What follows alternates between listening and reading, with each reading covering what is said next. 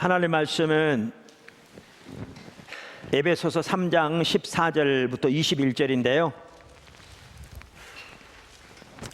제가 그 중에서 18절 19절만 읽겠습니다.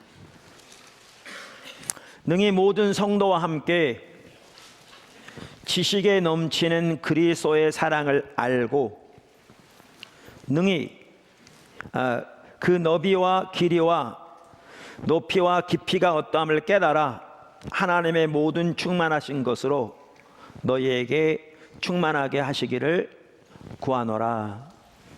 아멘. 우리가 부흥을 위한 중보기도에 대해서 시리즈로 살펴보고 있는 중에 부활절 맞이해서 이런 절기 설교뿐만 아니라 이렇게 그 즈음에 우리가 어떻게 살아계신 하나님을 우리의 삶에서 경험할 것인가 라는 부분들을 지금 몇 번 살펴봤습니다. 그래서 살아계신 하나님의 그 승리와 능력을 우리 삶에서 어떻게 경험할 것인가, 하나님께서 예수님의 십자가와 부활을 통해서 이루신 그 승리와 그 생명과 그 능력을 어떻게 실질적으로 우리의 삶에서 경험할 것인가. 그러니까 우리의 신앙은 단순히 몇 가지 종교적인 의식이 아니고 지금 말씀드린 살아계신 하나님을 실질적으로 우리 삶에서 경험하며 사는 게 우리 신앙이거든요. 예수님의 십자가와 부활의 능력만 하더라도 그 승리와 그 능력과 그 생명을 우리 삶에서 실제적으로 경험하며 사는 게 성도들의 삶이거든요. 거기에 놀라운 기쁨, 감격, 감사가 있는 거죠. 근데 어떻게 그 승리를 경험할 것인가, 이것을 몇 주간에 살펴보았습니다. 그러면서 여기에 가장 중요한 부분이 이제 믿음으로 이것이 가능하다. 이제 그러면서 믿음의 법칙을 살펴보았죠. 그러니까 믿음으로 사는 삶에는 간단하지만 놀라운 믿음의 법칙이 있는데, 그것은 하나님을 아는 만큼 하나님을 믿을 수 있고 하나님을 믿는 만큼 하나님의 영광을 경험할 수 있다. 우리가 그러면서 여러 예들도 살펴보았습니다.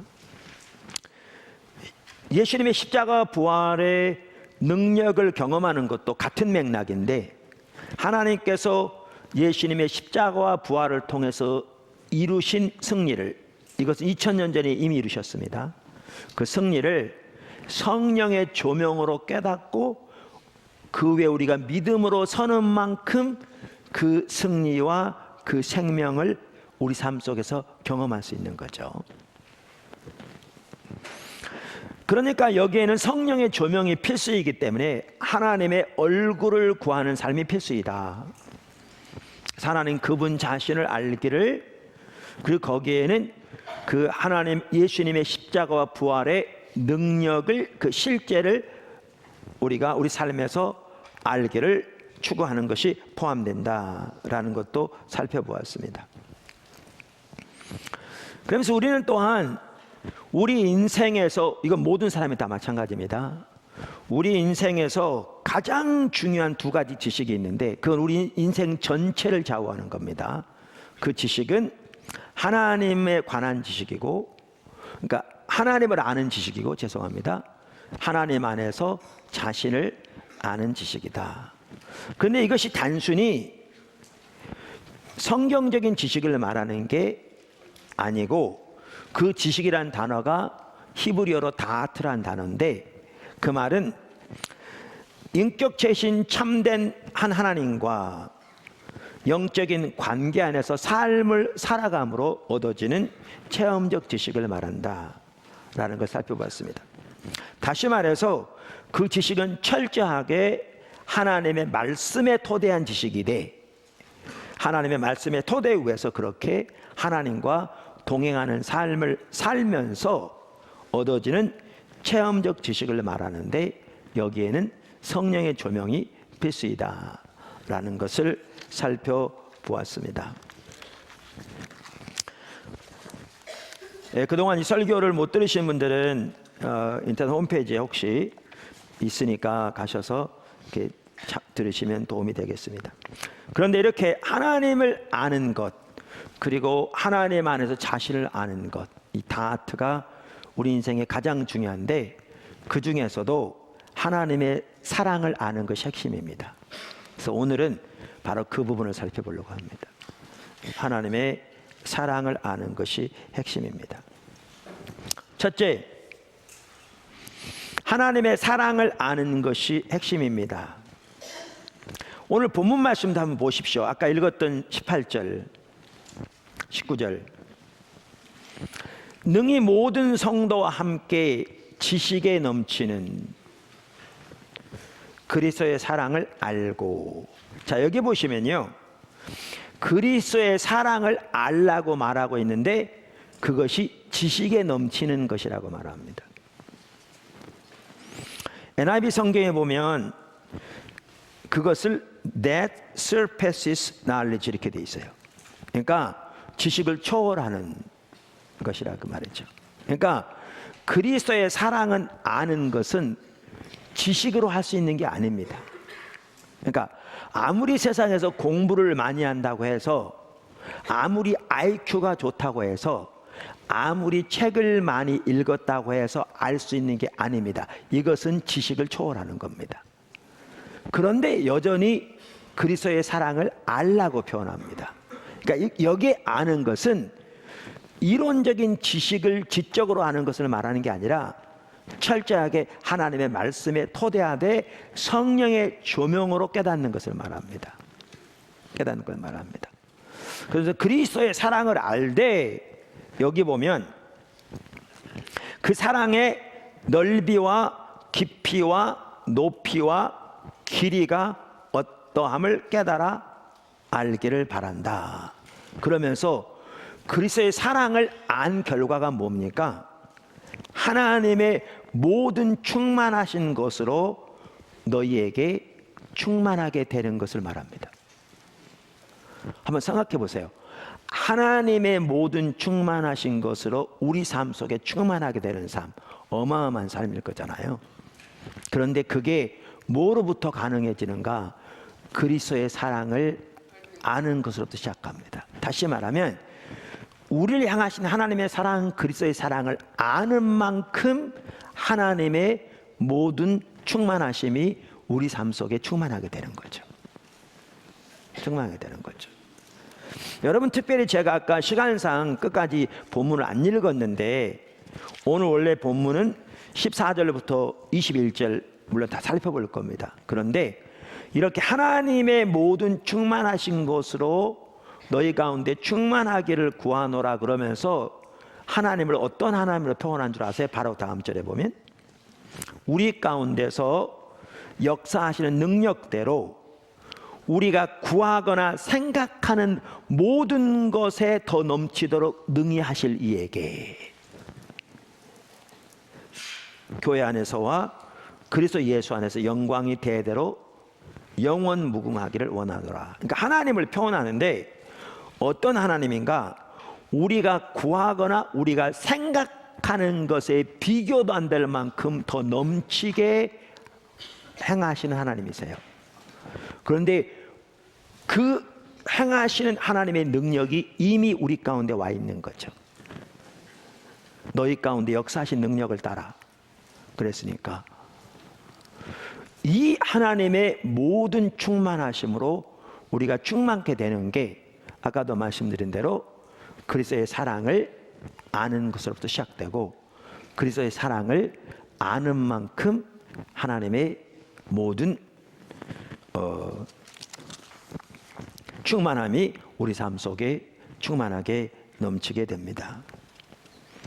이와 같이 하나님의 사랑을 아는 것이 핵심입니다. 제가 가끔 제가 젊어서 이렇게 군 복무할 때 휴가 맡아서 기도원 갔을 때 그 경험을 가끔 얘기하잖아요.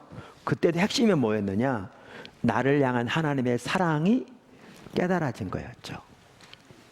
그러니까 그 환경적으로 어려운 환경에서도 그 환경이 전혀 문제가 되지 않는, 그 환경을 능히 승리할 수 있는 힘을 얻게 되는, 그리고 그 상황에서도 열방을 위해 기도하게 하시고, 그리고 하나님이 지금 그 기도를 응답하고 계시는 그러한 것을 볼 수가 있지요. 이처럼 하나님의 사랑을 아는 것이 핵심입니다. 우리가 몇 주 전에 우리 인생에서 가장 중요한 두 가지 지식은 하나님을 아는 지식이고, 다른 하나는 하나님 안에서 자신을 아는 지식이라. 이 지식이 단순한 교리적인 지식을 말하는 게 아니라 철저하게 말씀에 토대하되 하나님과 동행하는 삶을 통해 얻어지는 체험적 지식을 말하는데 성령의 조명으로 얻어지는 것이다, 이렇게 말씀드렸습니다. 그러면서 누구의 예를 들었냐면 다윗의 예를 들었죠. 다윗의 예를. 우리가 139편에 나오는 다윗의 예를 들었는데, 거기를 보시면요, 다시 한번 보시면 7절부터 다윗이 이렇게 말합니다. 7절부터 12절까지 보시면 한번 성경을 다 찾아보시죠. 그냥 듣기만 하기보다. 내가 주의 영을 떠나 어디로 가며 주의 앞에서 어디로 피하리까? 여기 주의 앞이라는 말은 하나님의 임재를 말합니다. 그래서 영어 NIV 성경에 이렇게 표현하고 있죠. Where can I go from your spirit? 내가 당신의 영으로부터 어디로 가며 Where can I flee from your presence? 당신의 임재로부터 어디로 도망하리까? 이걸 보면 매우 중요한 한 가지를 볼 수 있는데요, 여기뿐만 아니라 성경 전체를 볼 때에 하나님의 성령과 하나님의 임재가 밀접한 관계가 있습니다. 사실 하나님의 임재는 성령의 임재입니다. 하나님의 임재가 우리 가운데 실제가 되시는 것이 성령을 통해서입니다. 성령을 통해서입니다. 그래서 하나님의 임재가 우리 가운데 함께 하신다는 말은 성령의 임재가 우리 가운데 함께 하신다는 말입니다. 그러면서 다윗은 그 바로 성령을 피해서, 그 하나님의 임재를 피해서 내가 어디로 도망하겠는가, 이렇게 말합니다. 근데 우리는 이 구절을 이렇게 생각하거든요. 다윗이 하나님의 임재를 피해서 도망갈 데가 없다, 어디를 가든지 하나님 거기 계셔서 하나님 앞에 숨을 길이 없다, 이렇게 말하고 있는 구절로 잘못 이해해요, 이 구절을. 근데 이 구절은 전혀 그런 구절이 아니에요. 한번 보세요. 다음 절 8절. 내가 하늘에 올라갈지라도 거기 계시며, 수올, 지옥, 음부를 말하죠. 지옥에 내 자리를 펼지라도 거기 계시나이다. 그러면서 다음 절 보세요.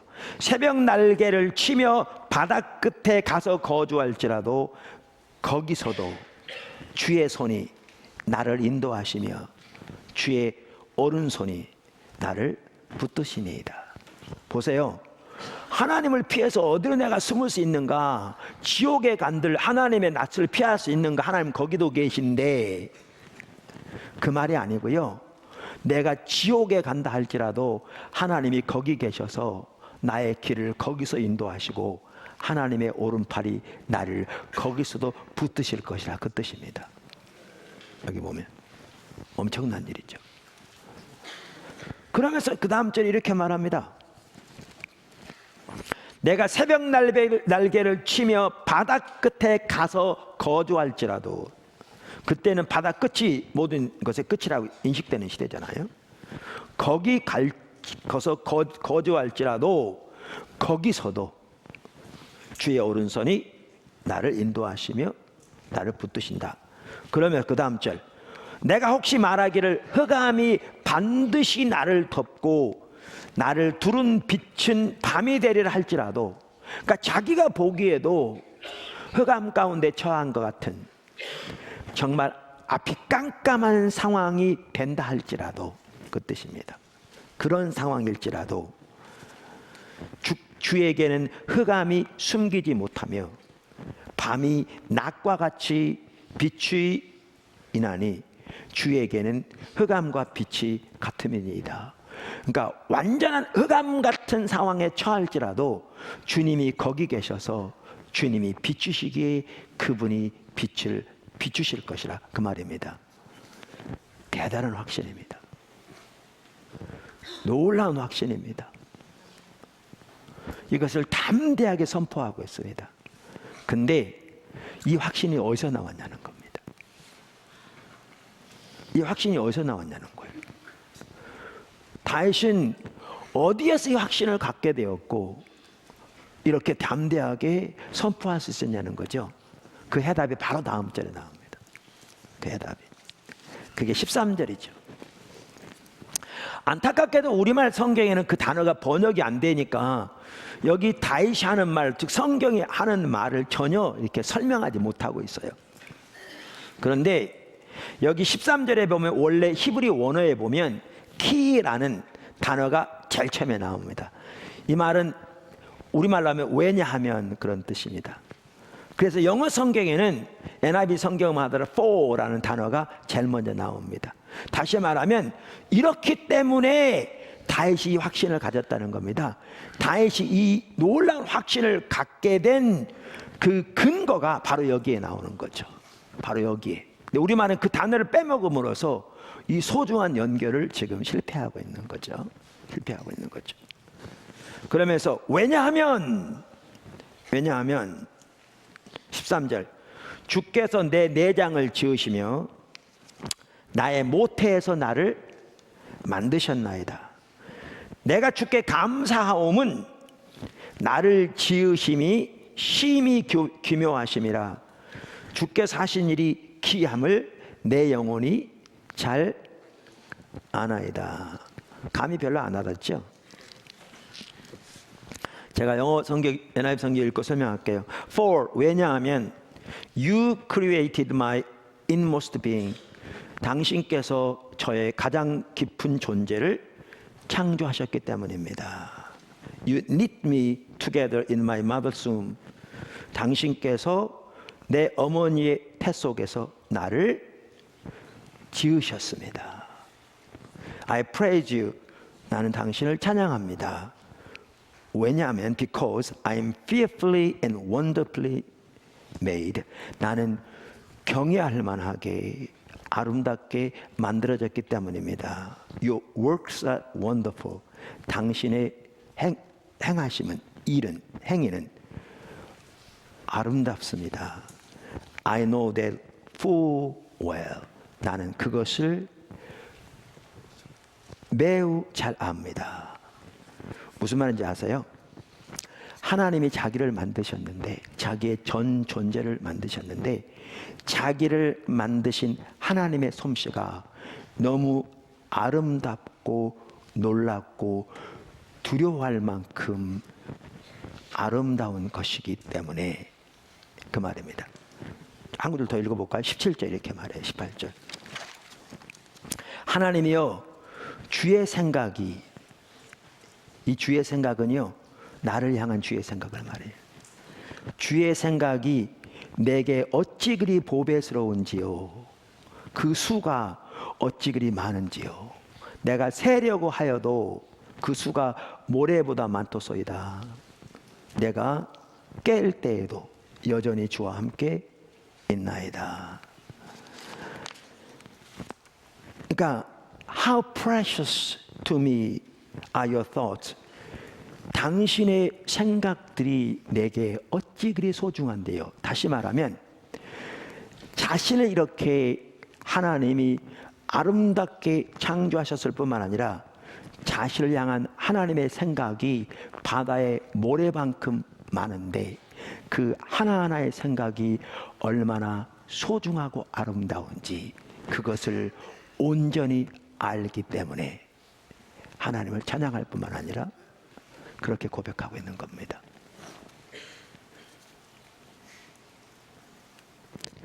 우리 인생 전체를 좌우하는, 우리 신앙 전체를 좌우하는 가장 핵심적인 진리 두 가지가 하나님을 아는 지식이고 하나님 안에서 자신을 아는 지식이라고 그랬는데요. 다윗은 자신이 이렇게 하나님에 의해 만들어진 하나님의 걸작품으로서 하나님이 그 소중한 하나님의 뜻을 따라 그렇게 아름답게 만들었으며 자신을 향한 하나님의 계획과 뜻이 그토록 소중하고 많은 것을 fully 온전히 알았기에 하나님을 찬양할 뿐만 아니라 그렇게 담대하게 선포하고 있는 겁니다.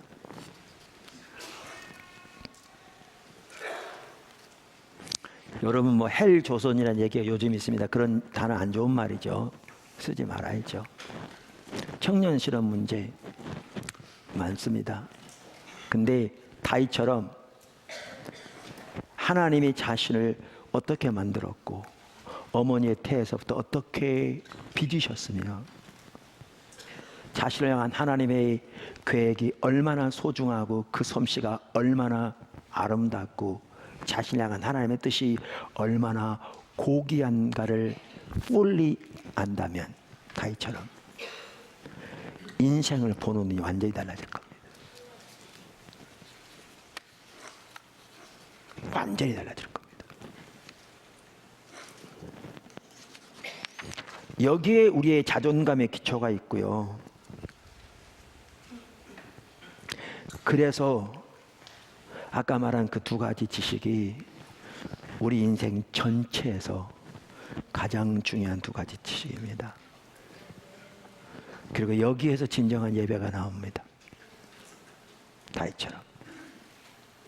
그럼 어떤 분은 그럴 수 있어요. 아, 다윗이야 특별한 하나님의 사람이니까 하나님이 그를 만드시되 그토록 소중하게 어머니의 태 속에서부터 만드셨고 그를 향한 하나님의 계획이 그토록 많고 그토록 소중하고 그토록 아름다웠는데 그건 이해하겠는데 나 같은 사람이야 이렇게 생각할 수 있어요. 근데 에베소서 2장 10절 신약성경 뭐라고 하는 줄 아십니까? 우리는 그가 만드신 바라. For we are God's workmanship. 우리는 하나님의 작품이라 그 뜻입니다. 그래서 예수 안에서 선한 일을 위하여 지으심을 받은 자니 이 일은 하나님이 전에 예비하사, 이 말은 1장부터 보시면 만세 전부터 예비하사 이 뜻입니다. 우리로 그 가운데 행하게 하려 하심이니라. 사실 에베소서 1장에서부터 읽어보면요 짧은 시간에 설명할 수 없을 만큼 불과 몇 절을 가지고 책 한 권을 다 써야 할 만큼 어떤 주석은 그런 주석들이 있습니다. 그 몇 절을 가지고 책 한 권을 다 쓸 만큼 포함되어 있는 내용들이 많죠. 하나님이 천지를 창조하시기 전부터 우리를 택하시고 우리를 예정하시고 우리를 부르셨다고 말하고 있고요. 그래서 하나님의 아들을 우리 위해서 내어주시고 우리를 구속하시고 구원하셨다고 말하고 있고요. 그 같은 맥락에서 하나님이 만세전부터 예비하신 선하신 일을 위해서 하나님이 우리를 만드신 하나님의 걸작품이라 이렇게 말하고 있습니다. 시편 139편에 나오는 다윗을 향한 하나님의 계획과 오늘날 저와 여러분을 향한 하나님의 계획은 조금도 차이가 없을 만큼 fearfully and wonderfully made. 너무나 두려울 만큼 경외할 만하게 아름답게 만들어진 하나님의 작품이고 그 하나님의 생각이 얼마나 소중한지 동시에 바다의 모래만큼 많을 만큼 많은 그렇게 소중합니다. 차이가 뭔 줄 아십니까? 다윗은 그것을 fully knew 온전히 알았던 반면에 that 실제적으로 알았던 반면에 오늘날 우리는 그것을 모르고 있다는 것이 차이일 뿐입니다. 그 차이일 뿐입니다.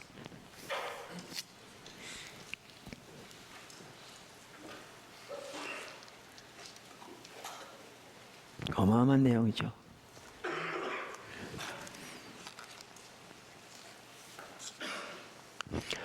이처럼 하나님 안에서 우리가 어떠한 사람인가를 아는 게 매우 중요하고, 더 먼저 하나님이 어떠한 하나님인가를 아는 게 우리 인생 전체에 가장 중요한데, 그런데 여기에 핵심이 뭐냐? 하나님의 사랑을 아는 겁니다. 다윗도 그랬습니다. 다윗도 그랬습니다. 시편 26편 1절부터 이렇게 잘 말해 있으면 여러분 성경 찾아보십시오. 우리말에는 그게 번역이 안 돼 있는데요, 원래 성경에는 성경 안에 이게 다윗의 시편이라고 돼 있습니다. 그래서 영어 성경은 1절에 of David, 그래서 다윗의 시편이란 말부터 시작합니다. 원문에 들어 있습니다. 본문에 내가 나의 완전함에 행하여 싸우며, 여기 완전함 행했단 말을 영어 NIV 성경은 For I have led a blameless life, 나는 그러니까 흠없는 삶을 살아왔습니다, 이렇게 되어 있습니다.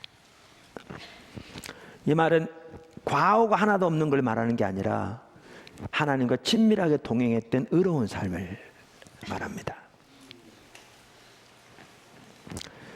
사실 미리 말씀드리면 우리는 다윗 하면 여러 번 살펴본 대로 하나님의 언약궤를 예루살렘에 들여다가 그 장막을 설치해서 그곳에 놓고 아삽의 무리들을 세워 그곳에서 하나님의 영광을 보며 수시로 하나님께 예배하도록 했을 뿐만 아니라 자신도 하나님의 영광의 임재가 머무는 그곳에 들어가 하나님의 임재 가운데 하나님의 아름다움을 바라보고 주님을 찬양했다. 이런 부분은 여러분 잘 알지 모르는데요, 여러분 다윗의 시편들을 보십시오. 그가 반복적으로 고백하고 있는 한 가지가 뭔 줄 아십니까? 그는 의로운 삶을 산 사람입니다. 반복적으로. 절대 그분을 간과해서는 안 됩니다. 오늘도 I have led, 나는 여태까지 a blameless life, 책망할 것이 없는 삶을 살아오고 있습니다, 그런 뜻입니다. 완료형.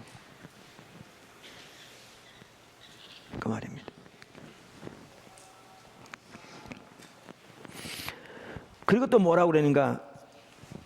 행하고 흔들리지 아니하고 여호와를 의지하였사오니.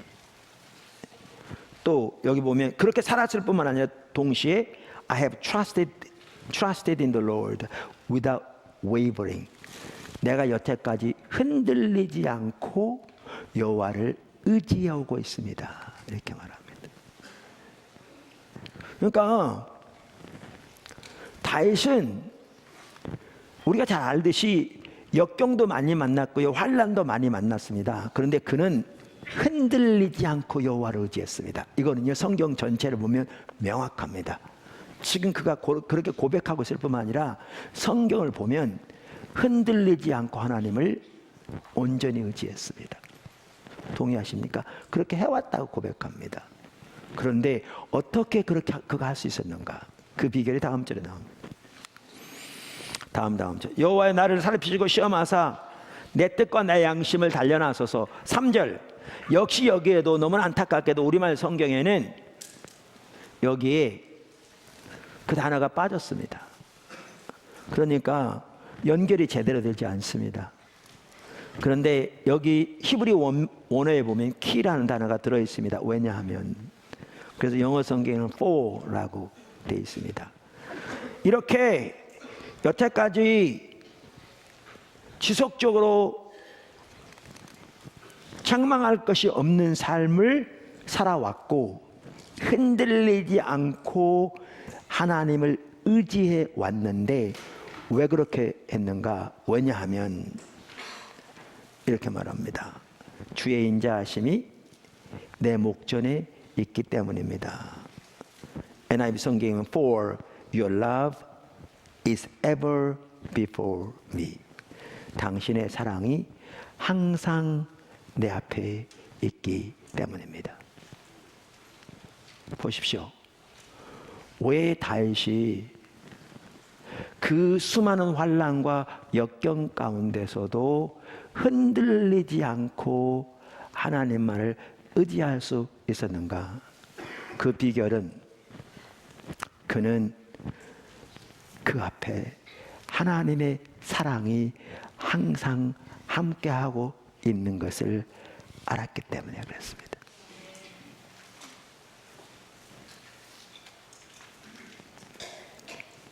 사실 경건한 삶을 사는 가장 원동력도 뭐냐 하면 자기를 향한 하나님의 사랑을 알았기 때문입니다. 그 3절을 보세요. 왜냐하면 당신의 사랑이 항상 내 앞에 있기 때문입니다. And 그래서 I walk continually in your truth. 나는 계속해서 당신의 진리 가운데 행하고 있습니다.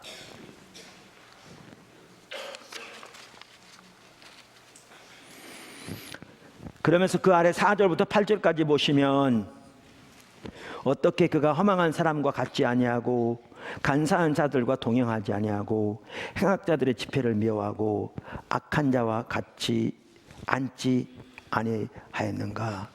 그 모든 것의 가장 핵심적인 이유는 그가 하나님의 사랑을 알았기 때문입니다.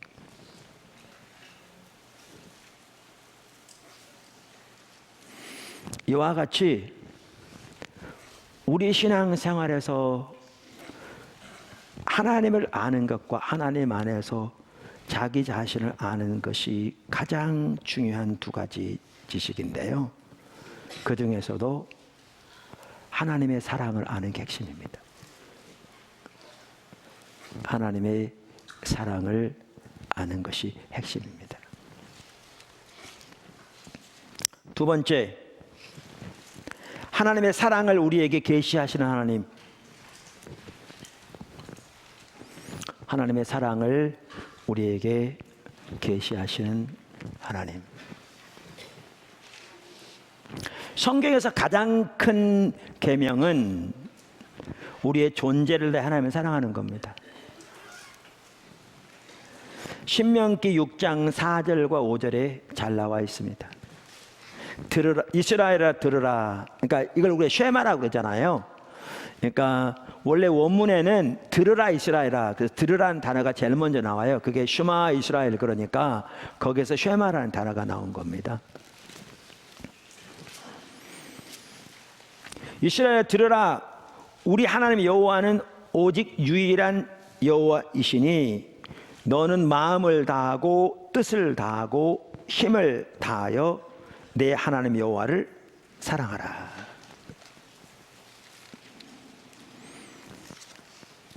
예수님께서도 반복적으로 이와 같이 우리의 마음과 뜻과 힘을 다하여, 즉 우리의 존재를 다하여 하나님을 사랑하는 것이 가장 크고 첫째 되는 계명이라고 말씀하셨습니다.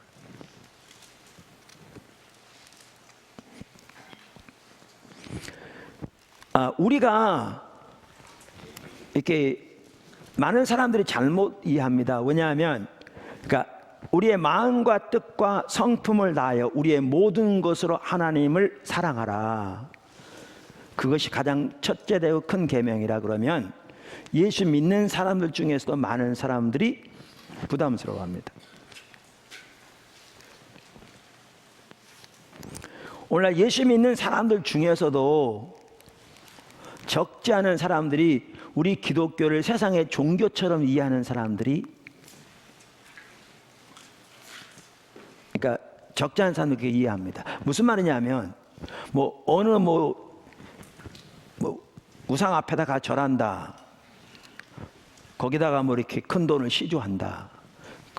그러면 그렇게 큰 돈을 시주하면 거기에서 사제들이 그 돈을 받고 계속해서 복을 빌어주며 사업 잘 되고 문제 잘 해결되고 그렇기 위해서 하는 거지. 자기들이 그 가르침을 따라 회사를 운영하고 그 삶이 그러한 어떤 종교의 어떤 그 신의 주권 아래 통치 아래 살아가는 삶을 추구한 건 전혀 아니잖아요. 그래서 적지 않은 사람들이 우리 기독교만 하더라도 어떻게 이해하냐면 똑같이 몇 가지 종교적인 의식 몇 가지 하면 그래 하나님이 우리에게 복 주고 우리 문제 해결해 주고 우리 사업 잘 되게 해줄 걸로 이런 이해를 가지고 있거든요. 근데 그것은 성경이 말하는 신앙이 전혀 아니거든요. 그리고 그런 이해를 가지고 드려지는 모든 종교적인 의식이 하나님 앞에 아무런 의미가 없거든요.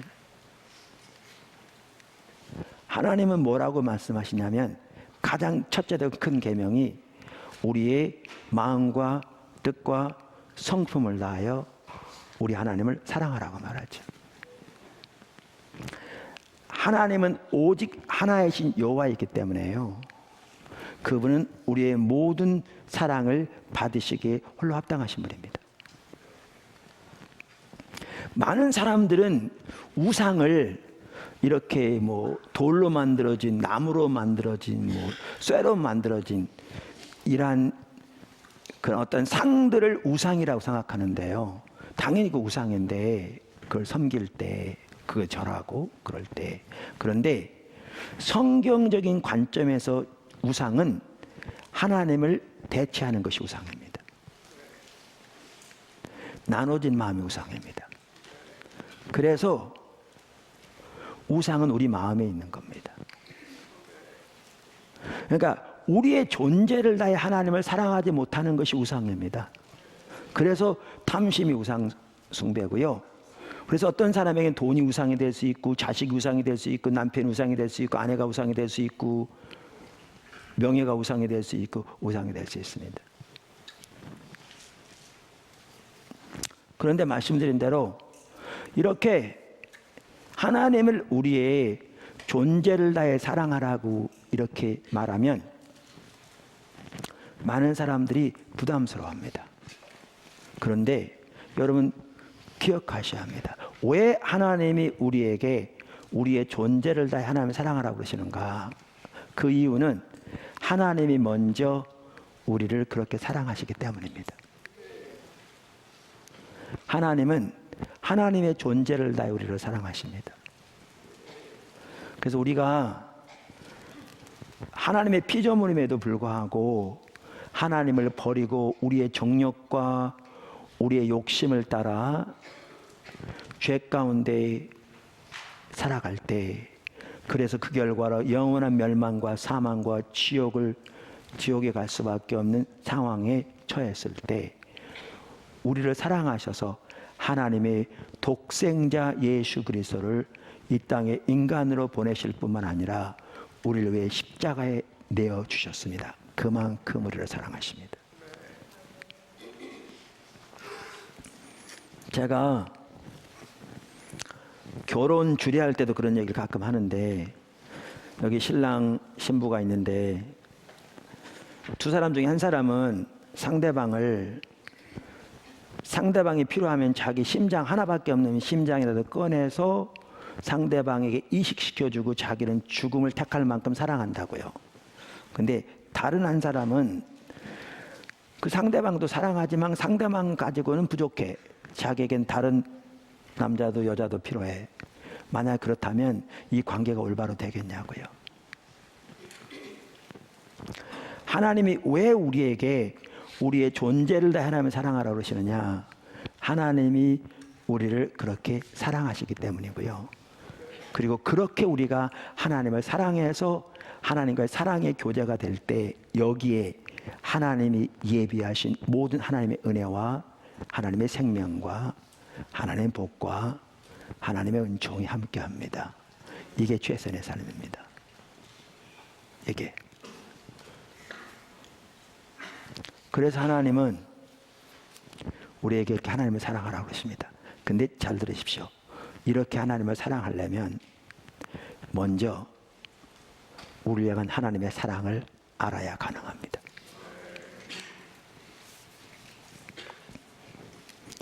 우리를 향한 하나님의 사랑을 모르고 그렇게 하나님을 사랑하는 것은 불가능합니다.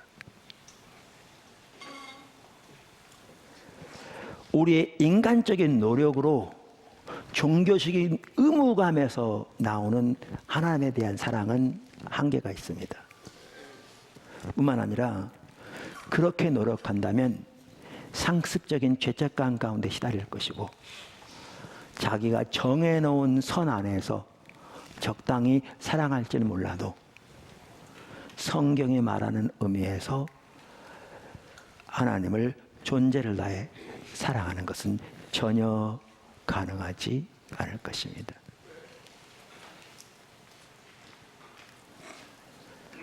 그래서 하나님은 우리로 하여금 하나님을 존재를 다해 사랑하도록 하기 위해 뭐 하시느냐? 가장 우선적으로 하시는 것 중에 하나가 우리에게 하나님의 사랑을 계시하십니다. 우리에게 하나님의 사랑을 계시하십니다.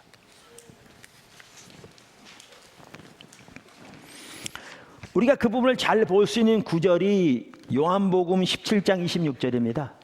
요한복음 17장 26절.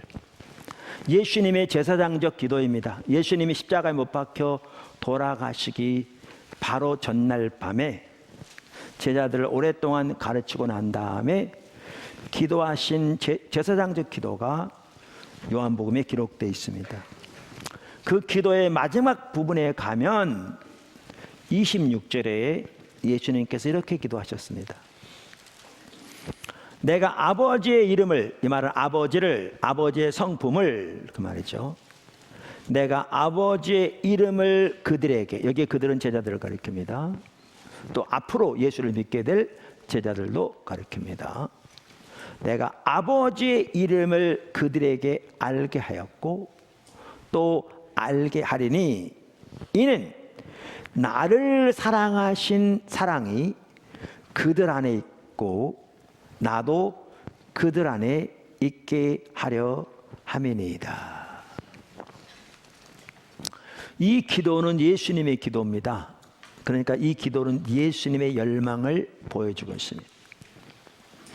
예수님은 철저하게 성령님의 인도를 따라 사셨습니다. 그래서 이 기도는 성령님의 열망이기도 합니다. 뿐만 아니라 예수님은 철저하게 아버지 하나님의 뜻을 따라 행하셨습니다. 그러므로 이 기도는 아버지의 열망이기도 합니다. 그러면 여기에 나와 있는 삼위일체 하나님의 열망이 무엇인가? 그 열망이 무엇이냐면 이 말입니다. 나를 사랑하신 사랑이 그들 안에 있고, 다시 말하면 하나님이 예수님을 사랑하신 사랑, 이 말은 삼위일체 하나님 사이의 사랑이니까 얼마나 깊은 사랑이겠습니까? 그 동일한 사랑이 성도들 안에 있어서 성도들이 그 사랑으로 예수님을 사랑하기를, 그 사랑으로 하나님을 사랑하기를 위해서 기도하고 있습니다. 이게 삼위일체 하나님의 열망입니다. 이게 그래서 우리의 존재를 다 사랑하는 게 가장 큰 명령이라고요. 근데 이렇게 말하면서 또 바로 그 다음에 나도 그들 안에 있게 하려 함이니이다. 우리가 이렇게 하나님을 사랑할 때 삼위일체 하나님께서 우리 가운데 거하시며 두루 행하시며 우리 가운데서 하나님만이 하실 수 있는 놀라운 일들을 더욱 이루실 것을 말하는 거죠. 이것을 요한복음 14장부터 보면 이 말이 무슨 말인가를 알 수 있습니다. 알 수 있습니다. 자, 그런데 이 삶이 되게 하기 위해서 뭘 하시겠다고 말하는 겁니까? 여기에 보면 내가 아버지의 이름을 그들에게 알게 하였고 또 알게 하리니, 이렇게 말함으로써 예수님께서 혹은 하나님께서 지속적으로 우리에게 하나님을 알게 하실 거라고 말합니다. 여러분, 우리가 하나님을 사랑하려면 먼저 하나님의 사랑을 알아야 합니다. 우리가 하나님을 아는 만큼 하나님을 사랑할 수 있는데, 무엇보다 하나님의 사랑을 아는 만큼 그분을 사랑할 수 있습니다. 그래서 하나님이 하시는 게 뭐냐? 우리에게 하나님을 계시하시되, 특별히 하나님의 사랑을 우리에게 계시하십니다. 제가 쓴 십자가 복음 체계에 그 부분을 간단히 요약해서 이렇게 정리해 놨는데요. 아주 간단하지만 귀한 부분입니다. 그러니까 하나님을 아는 만큼 그분을 사랑할 수 있거든요. 그래서 요약하면 이렇게 말할 수 있어요. 하나님이 우리에게 우리를 향한 하나님의 사랑을 계시하십니다. 깨닫게 하십니다.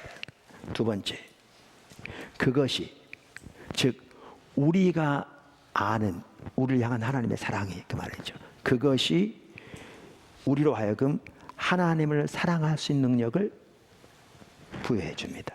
셋째, 그것이 우리에게 자신을 사랑할 수 있는 능력을 부여해 줍니다. 넷째, 그것이 우리에게 우리 이웃을 우리처럼 사랑할 수 있는 능력을 부여해 줍니다. 너무너무 중요한 말입니다. 이 모든 것의 시작은 우리를 향한 하나님의 사랑을 아는 것으로 시작합니다. 그리고 하나님이 그것을 위해 우리에게 하나님의 사랑을 계시하십니다.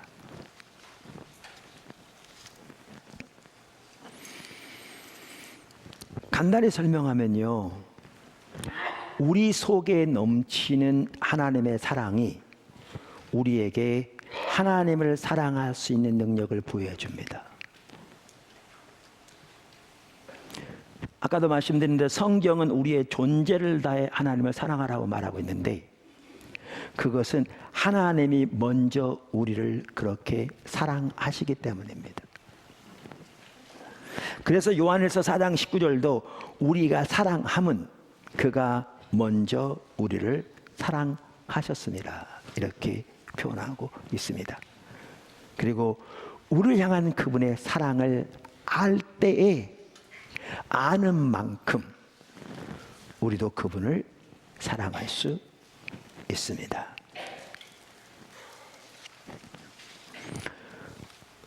우리 속에 넘치는 하나님의 사랑이 우리에게 우리 자신을 사랑할 수 있는 능력을 줍니다. 이것은요, 자기중심적인, 자기만 위하는 이기적인 사랑을 말하는 게 전혀 아닙니다. 그거는 자기가 우상된 삶이고요. 그런데 여러분 이 사실 아십니까? 의외로 많은 사람들이, 심지어 예수 믿는 사람들 가운데서도 자기를 사랑할 줄 모릅니다. 그 가장 주된 이유는 자기를 향한 하나님의 사랑을 모르기 때문에 그렇습니다.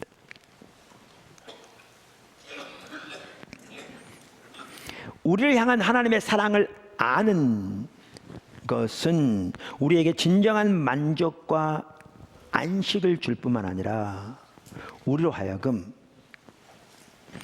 하나님께서 우리를 사랑하시는 것처럼 우리 자신을 용납하고 귀히 여기고 사랑하도록 도와줍니다.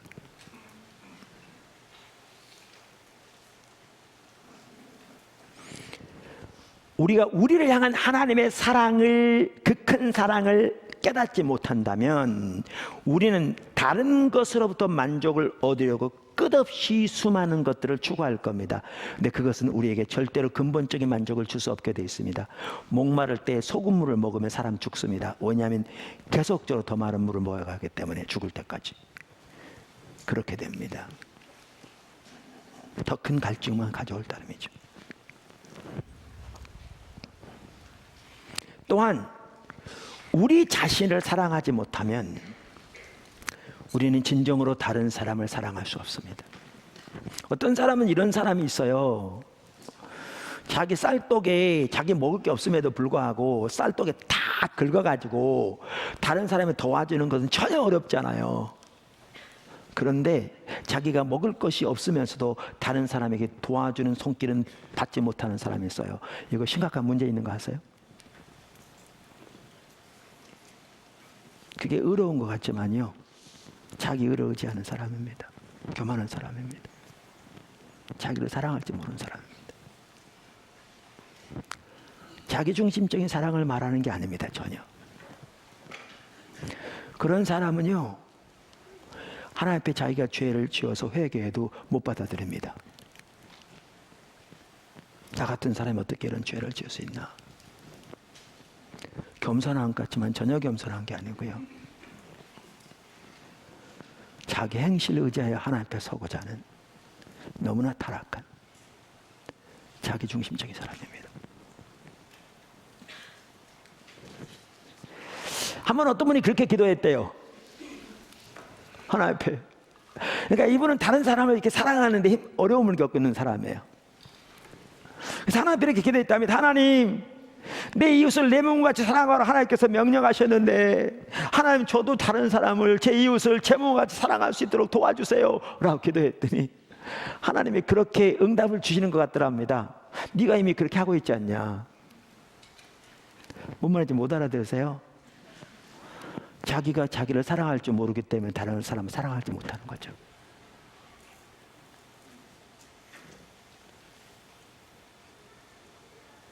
그러니까 자기 사랑하는 것 같이 하고 있다는 거죠, 짐이. 그러니까 문제는 자기가 자기 자신을 사랑하지 못하기 때문에 다른 사람을 사랑하지 못하는 거죠. 문제는 다른 사람을 사랑하지 못하는 데 있는 게 아니라 보다 근본적인 문제는 자기가 자기를 사랑하지 못하는 데 있는 거죠. 근데 그것에 대한 보다 근본적인 문제는 자기를 향한 하나님의 사랑을 모르는 데 있는 거죠. 여기에 문제가 있는 거죠.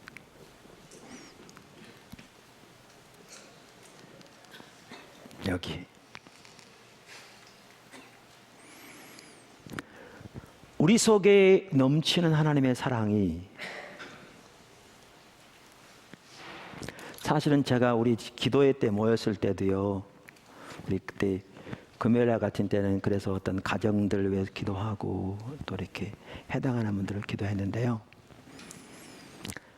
하나님, 우리를 향한 하나님의 그 놀라운 사랑을 알아서 자기를 사랑할 줄을 모르는 사람은요, 인간관계에 문제가 있습니다. 생깁니다. 그래서 진정한 의미의 남편도 사랑하기 힘들고요, 진정한 의미의 아내도 사랑하기 힘들고요. 왜냐하면 자신의 마음을 열고 상대방을 받아들이는 데 어려움이 있거든요.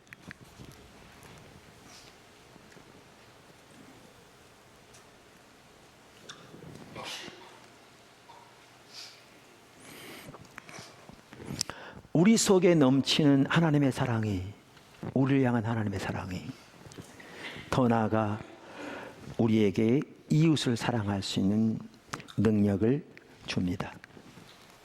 능력을 줍니다. 마태복음 22장 39절에 의하면 가장 큰 계명은 하나님을 사랑하는 것이고 우리의 존재를 다해, 두 번째 계명은 이웃을 사랑하는 것입니다. 성경 전체적으로 볼 때에 하나님을 사랑하는 것과 이웃을 사랑하는 것이 분리되지 않습니다. 사도 바울이 좋은 예인데, 사도 바울은 고린도서 4장 5절, 고린도전서 9장 19절에 보면 기꺼이 교회의 종이 되었다, 심지어 모든 사람에게 종이 되었다, 이렇게 말합니다. 데살로니가서 2장 8절에는 사도 바울은 자신이 복음뿐만 아니라 교회를 위해 자기 목숨까지도 기꺼이 허비하기를 선택한다, 이렇게 말했습니다. 뿐만 아니라 고린도서 11장 23절에서 28절을 보면 그가 예수님을 위해 하나님 나라를 위해서 얼마나 많은 헌신과 수고와 희생을 치렀는가를 우리는 금방 알 수 있습니다. 그런데 이 모든 헌신과 섬김의 배후에 무엇이 있었는 줄 아십니까? 그걸 고린도서 5장 14절에서 볼 수 있습니다. 그리스도의 사랑이 우리를 강권하시는도다. 그리스도의 사랑이 우리를 강권하시는도다. 그러니까 자기를 향한 그리스도의 그 놀라운 사랑, 아까 그리스도의 사랑의 넓이와 깊이와 높이와 길이를 깨달으라고 말했는데, 그 사랑을 아는 것이 이토록 섬기고 사랑하고 희생하도록 힘과 능력을 부여해 주었습니다. 오늘날 너무나 많은 예수 믿는 사람들이요, 저와 여러분, 우리를 포함해서 때로는 주일날 빼놓지 않고 교회는 나오고 나름대로 헌금도 드리고 그럴지 모르지만, 우리를 향한 하나님의 그 놀라운 사랑, 그 위대한 계획, 다시 알았던 것처럼 성경에 말하는 정말로 놀라운 하나님의 사랑을 알지 못하기 때문에 하나님도 존재를 다 사랑하지 않고 자기 자신도 사랑할 줄 전혀 모르고 이웃을 향한 사랑은 거의 찾아보기 힘든 게 이 시대입니다. 너무나 이기적으로 자기 목적에만 매달려 있는,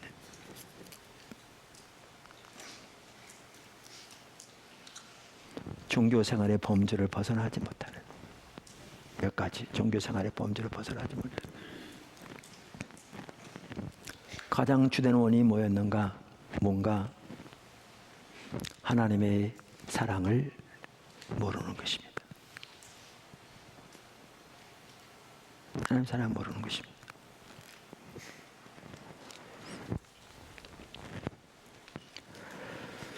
이와 같이 하나님의 사랑을 아는 것이 가장 중요합니다. 그런데 하나님은 바로 우리로 하여금 하나님을 그렇게 사랑하도록, 그리고 우리를 사랑하도록, 그리고 이웃을 사랑하도록 하나님의 사랑을 우리에게 계시하십니다. 세 번째, 하나님의 임재와 성령의 능력이 필수입니다.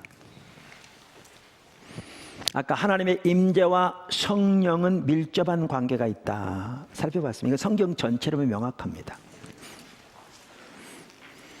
그래서 이 일을 위해서 하나님의 임재와 성령의 능력이 필수입니다. 필수입니다.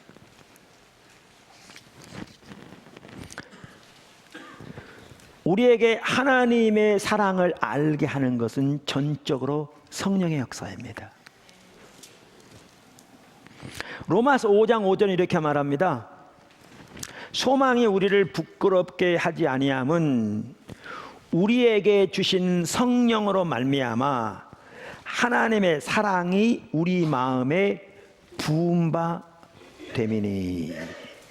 여기 보면요, 하나님의 사랑이 성령을 통해서 우리에게 쏟아 부어진 바 되었다 이렇게 말합니다. 이러면 잘 이해하지 못하시죠? 하나님은 원래 사랑하십니다. 만세전부터 우리를 택하시고 계획하시고 예비하시고 fearfully and wonderfully 우리 어머니 뱃속에서부터 만드시고 창조하시고 만세부터 예비하신 선한 일을 왜 만드시고 우리를 향한 하나님의 계획이 얼마나 소중하고 아름답고 크고 놀라운지 사랑하세요. 독생자까지 아끼지 아니하시고 우리에 내어주시고. 근데 하나님의 사랑이 우리에게 부음바 되었다는 사실은 뭘 말하는 줄 아십니까? 하나님의 성령으로 그 놀라운 하나님의 사랑을 우리로 알게 하신 것을 말합니다. 이 표현이 그 표현입니다.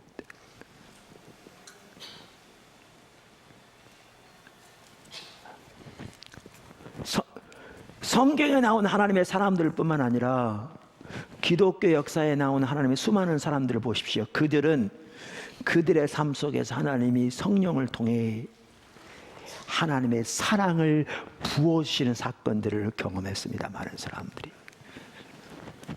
무디 같은 사람은 그 말로 표현할 수 없는 하나님의 사랑이 성령을 통해 강력하게 그에게 부어지는데 더 이상 견딜 수가 없어서 이대로 가면 죽을 것 같아서 멈춰달라고 요청할 만큼 그렇게 하나님의 사랑이 부어지게 되었습니다.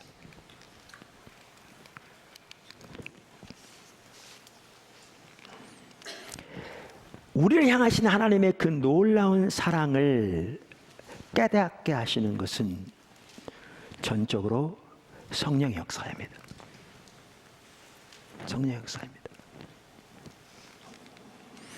그래서 오늘 본문 말씀도 보십시오. 거기에 보면 명확하게 나옵니다. 본문 말씀 3장 17절 하반절부터 보시면 너희가 사랑 가운데서 뿌리가 박히고 터가 굳어져서 능히 모든 성도와 함께 지식에 넘치는 그리스도의 사랑을 알고, 아까 말씀드린 대로 그리스도의 사랑을 아는 것은 우리의 지식을 초월하는 거라고요. 세상적인 머리와 IQ와 지식과 지혜를 가지고 알 수 있는 게 아니라고요. 전혀. 근데 영어 NIV 성경 이걸 이렇게 썼어요. May have power. 능력을 갖기를 원한다. 너희가. 그렇게 기도하는 거죠. Together with all the saints. 모든 성도들과 함께 to grasp how wide and long and high and deep is the love of Christ. 그리스도의 사랑의 넓이와 길이와 높이와 깊이가 어떠한 것인가를, 얼마나 깊고 높고 길고 깊은 것인가를 grasp, 너희가 깨닫게 될 능력을 갖기 원한다. 그래서 이 능력이요, 성령이 주시는 겁니다. 성령을 통해 깨닫게 하시는 거예요.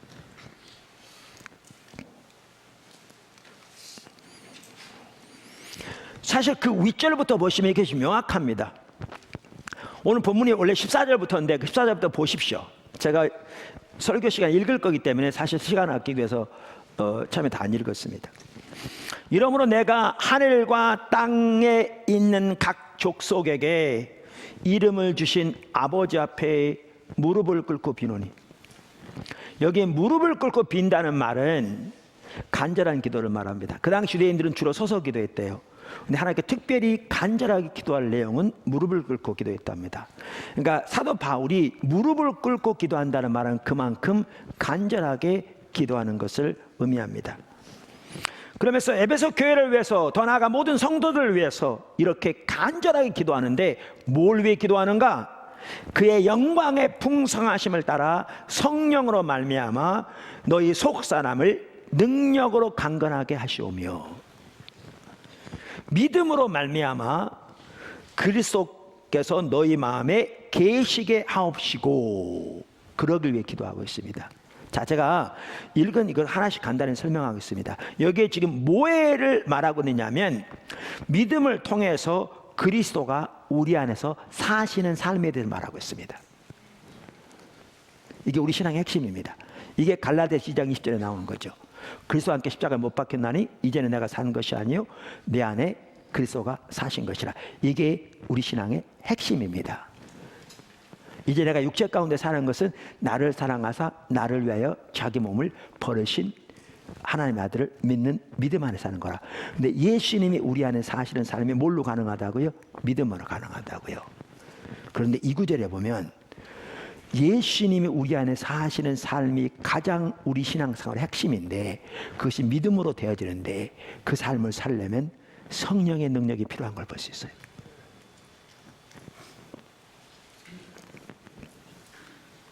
그 삶을 살려면 성령의 능력이 필요해요. 여러분, 이 삶을 살려면 성령의 능력이 필요해요. 그러니까 사도 바울이 성도들로 하여금 이 삶을 살도록 하나님께 간절히 기도한 내용이 뭐냐 하면, 하나님께서 성령을 통해 저들에게 능력으로 충만하게 채워주세요라고 기도하고 있는 거예요. 근데 얼마나 큰 능력을 부으시기를 기도하고 있는가 하면 하나님의 영광의 풍성하심을 따라, 하나님의 영광의 풍성함이 얼마나 크겠어요. 그 풍성한 하나님의 영광을 쫓아 영광을 따라 저들에게 성령을 통해 능력을 부어주시기를 위해서 기도하고 있어요. 근데 어떤 능력을 부어주시기를? 속 사람이 강건케 될 능력을 부어주시기를.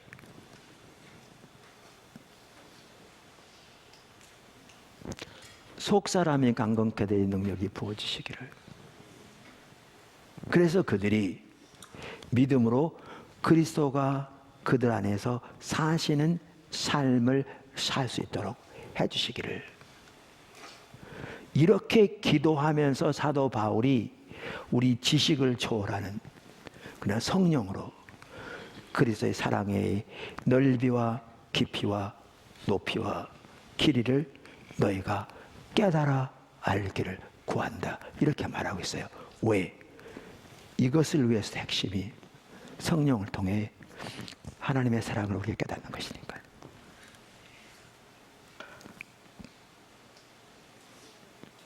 그리고 에베소서 1장에서는 동일하게 지혜와 계시의 너희의 영을, 지혜와 계시의 영을 너희에게 주셔서 너희로 하나님을 알게 하시고 너희의 마음의 눈이 밝혀져서 너희에게 주신 하나님의 은혜들을 너희가 알게 하시기를 원한다, 이렇게 말하고 있죠. 여러분, 이와 같이 우리가 하나님의 사랑을 아는 것은 성령의 역사입니다. 근데 아까도 말씀드린 대로 우리가 하나님을 사랑하되 우리의 존재를 다해 하나님을 사랑하는 것, 즉 예수님의 기도에 의하면 하나님이 예수님을 사랑하시는 그 사랑으로 우리가 하나님을 사랑하는 것이 삼위일체 하나님의 열망입니다. 그리고 그 열망이 이루어지도록 하나님은 우리에게 하나님을 알게 해주시기를 열망하고 있습니다. 그게 예수님이 하시겠다고 약속하신 것이요, 그게 성령님이 가장 우선적으로 하기를 열망하는 것이고, 그게 하나님이 무엇보다 원하시는 겁니다. 근데 우리 편에서 구해야 합니다. 누구처럼? 지금 바울이 기도하고 있는 것처럼, 무릎을 꿇고 간절히 기도하고 있는 것처럼.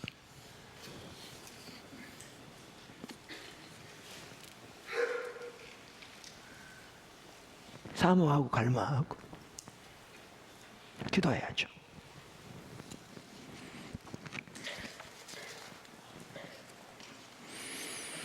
제가 이번 그 기도회를 2주 동안 저녁 7시 타임에 계속 인도하면서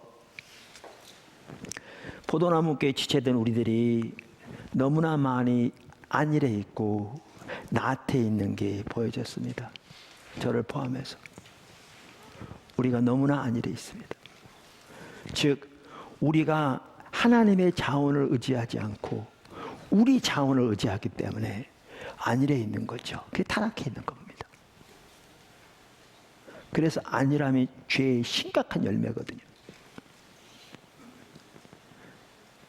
무슨 말이냐고요? 아까 제가 다윗 말씀드렸는데 다윗의 예를 보면 이게 금방 이해가 됩니다. 시편 4편 6절을 보십시오. 여러 사람의 말이 우리에게 선을 보일 자 누구냐 하오니, 이제 이런 겁니다. 많은 사람들이 다윗에게 그런 거죠. 네가 하나님을 믿는다며 한번 선을 보여봐라, 한번 우리한테, 그런 거죠. 그러니까 조롱하는 거고 비방하는 거고요, 멸시하는 거죠. 우리에게 선을 보여봐라. 만약에 사람들이 여러분에게 주변에서 여러분 조롱하면 너 예수 믿는다며, 그래 예수 믿는 열매를 한번 보여봐라, 한번 선을 보여봐라, 그랬으면 여러분 어떻게 하시겠어요? 그랬으면 아이고 내가 선을 좀 보이긴 해야 할 텐데 내 거가 석자라, 죄책감만 쌓이겠어요? 아니면 니는 별 볼 일이냐 그래? 뭐 그러시겠어요? 사람들이 다윗에게 이렇게 비방할 때요, 다윗은 비록 구약시대에 살았던 사람이지만 신약시대 관점에서 보더라도 정확한 이해를 가지고 있어서, 사실 신구약 모두 하나님 관점은 똑같아요. 정말 정확한 이해를 가지고 있었어요. 여기 보실래요? 여러 사람의 말이 우리에게 선을 보일 자 누구뇨 하오니, 잘 들으십시오. 여호와여 주의 얼굴을 들어 우리에게 비추소서. 다윗은 자기 속에 사람들 앞에 드러낼 선이 아무것도 없다는 사실을 명백하게 알았습니다. 여러분, 우리를 세상의 빛이라고 예수님께서 말씀하셨는데요, 우리 속에는 세상에 비출 빛이 없습니다.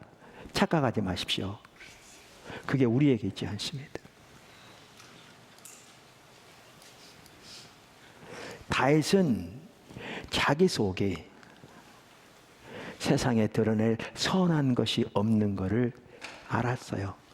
그래서 하나님께 간절히 기도해요. 여호와여 우리에게 주의 얼굴을 들어 주의 얼굴빛을 비추소서. 무슨 말인지 아세요? 하나님의 얼굴빛을 주의 임재로 그들을 채우시고 주의 선하심을 나타낼 때야 비로소 우리를 통해서 하나님의 선함이 나갈 수 있어요. 우리는 빛이긴 한데 우리가 자생적으로 빛을 만드는 빛이 아니라 거울처럼 빛을 반사하는 빛이에요. 주님이 우리에게 빛을 비추셔야 다른 사람들에게 비춰질 빛이 있어요.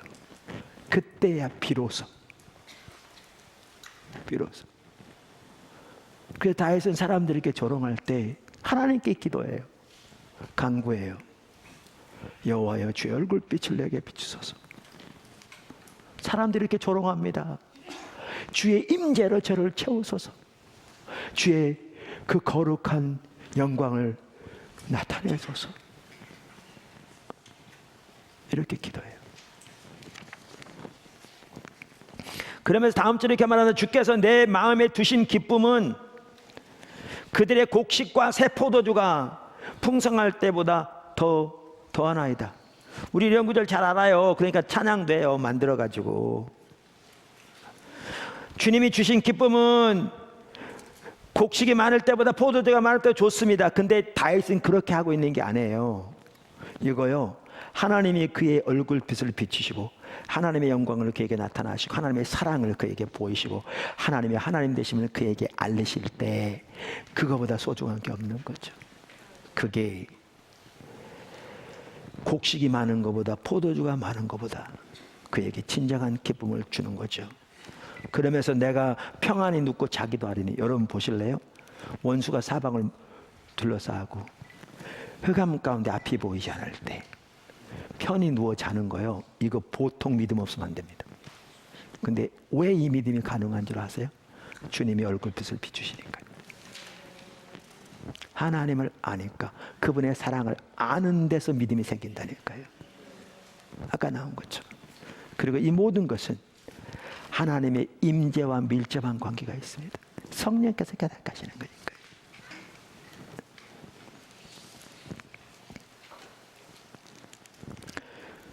여러분, 이 말이 좀 덜 이해가 되시면요, 이들은 이 다윗을 악인과 대조해 보면 더 선명해 보입니다. 악인은 어떤 사람들입니까? 악한 사람들입니다. 근데 다윗이 시편 14편에 악인들에 대해 설명하면서 이렇게 얘기합니다. 14편 1절, 어리석은 자는 그의 마음에 이르기를 하나님이 없다 하는도다. 그들은 부패하고 그 행실이 가증하니 선을 행하는 자가 없도다. 악인이죠. 그 마음에 이르기를 하나님이 없다 하는도다. 여러분, 이거요, 지금 불신자들만 얘기한 줄 아시죠? 저는 그렇게 생각하지 않습니다. 성경에 나오는 이 말한다는 말은요, 입으로만 말하는 걸 말하는 게 아니고 성경은 우리 행동이 하는 말을 하는 겁니다. 여기 악인의 특징이 뭐냐면 하나님이 전혀 안 계신 것처럼 행동한다는 겁니다. 다시 말할까요? 여기 악인의 핵심적인 특징이 뭐냐? 하나님이 전혀 안 계신 것처럼 행동한다는 겁니다. 여러분, 이런 차원에서 보면 우리 믿는 사람들도요, 심각하게 여기에 해당할 수 있습니다. 우리가 말로는 하나님이 계신다고 말할지 모르지만 우리의 삶은, 우리 행동은 하나님이 전혀 안 계신 것처럼 행동하는 거죠. 그래서 악인들은 3절에 보시면 이렇게 되어 있습니다. 다 치우쳐 함께 더러운 자가 되고 선을 행하는 자가 없으니 하나도 없도다. 악인입니다. 근데 제가 왜 이 구절을 읽었겠습니까? 악인들이 이렇게 되는 가장 근본적인 이유가 뭔지 아십니까? 원인이 그게 2절과 4절에 나옵니다. 다 치우 2절 여호와께서 하늘에서 인생을 굽어 살피사 지각이 있어 하나님을 찾는 자가 있는가 보려 하신즉 다 치우쳐 함께 더러운 자가 되고 선을 행하는 자가 없으니 하나도 없도다. 악을 행하는 자는 다 무지하냐. 그들이 떡 먹듯이 내 백성을 먹으면서 여호와를 부르지 아니하는도다. 악인이 누군 줄 아십니까? 악인들의 근본적인 원인이 뭔지 아십니까? 그들은 하나님을 찾지 않는 자들입니다.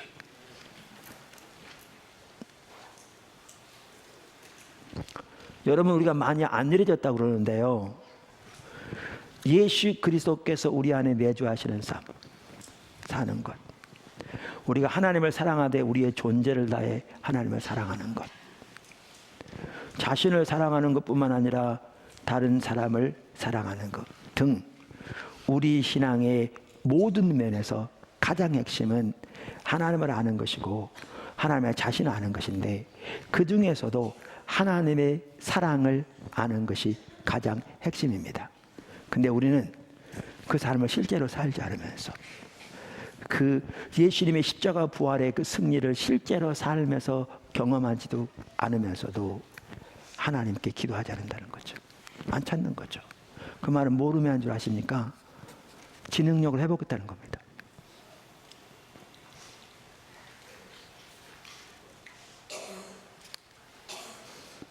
이걸 두고 성경은 악인이라고 표현합니다. 자기 자신의 힘으로 할 수 있다는 거죠.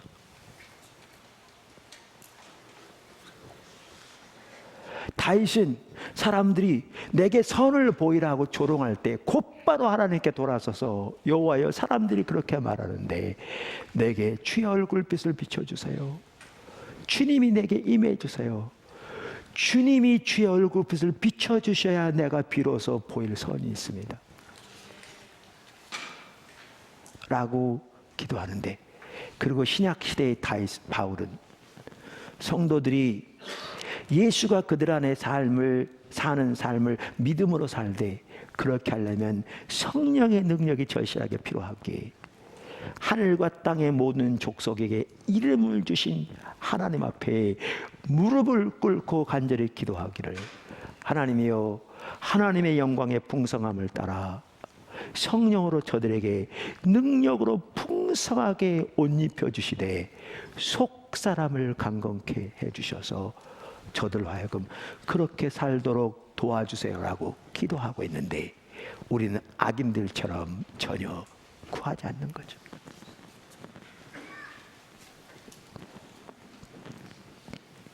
우리 스스로 힘으로 할 수 있는 것처럼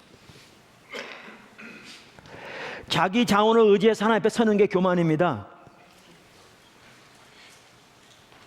그게 교만의 핵심입니다. 성경하면. 그리고 저와 여러분 중에 아무 누구도 우리 자신의 힘으로 설 수 없습니다. 그렇게 할 수 있었더라면 예수님께서 이 땅에 오셔서 십자가 지실 필요가 없었습니다.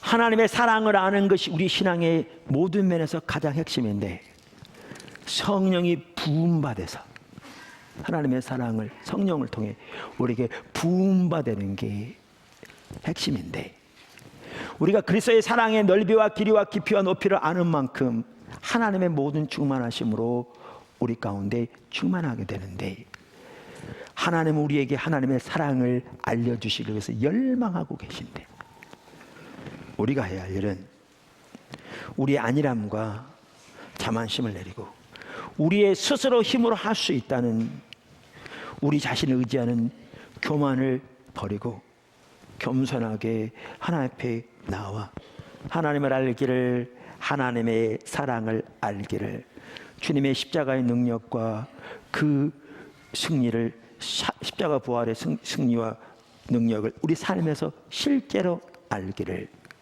또한 하나님께서 하나님의 성령으로 강력하게 능력을 우리에게 부으셔서 우리의 속사람을 강건케 해주시도록 하나님 앞에 간구하며 기도하며 서야 될 줄로 믿습니다.